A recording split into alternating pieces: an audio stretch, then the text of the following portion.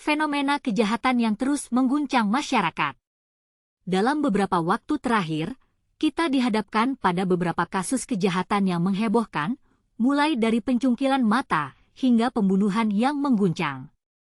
Pertama-tama, mari kita bicarakan tentang kasus Fauzan alias Icang, yang dicungkil matanya saat mengikuti kegiatan festival skuter di Gunung Putri, Bogor. Polisi mengungkap awal mula kejadian tersebut dipicu pertemuan tak sengaja korban dengan mantan istrinya yang kini jadi istri pelaku. Korban yang ingin membeli minuman, tidak sengaja bertemu dengan mantan istrinya.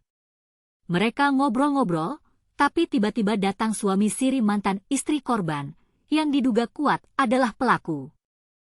Korban dan pelaku kemudian cekcok mulut hingga terjadi penganiayaan. Pertanyaan yang muncul adalah, apa motif yang mendasari penganiayaan tersebut? Apakah karena merasa tidak terima atau karena cekcok lainnya? Penyelidikan hingga saat ini masih dilakukan penyidik. Saksi di lokasi kejadian, Rifail, menceritakan detik-detik kejadiannya.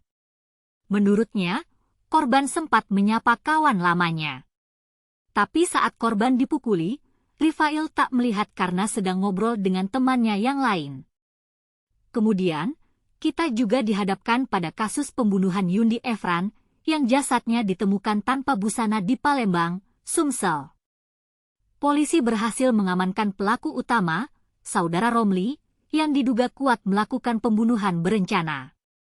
Motifnya, ternyata karena Romli sakit hati lantaran Yundi menelantarkan anak dan mantan istrinya. Yundi juga kerap kali melakukan pencurian barang berharga milik tersangka dan keluarganya. Pertanyaan yang muncul adalah, bagaimana bisa seseorang melakukan pembunuhan berencana karena sakit hati? Apakah dendam yang dipendamnya terhadap korban begitu kuat? Dan yang terakhir, kita juga dihadapkan pada kasus suami berinisial H yang menimbun jasad istrinya, J, di dalam rumah di Makassar, Sulsel. Kasus ini telah memasuki tahap persidangan dengan agenda pembacaan tuntutan.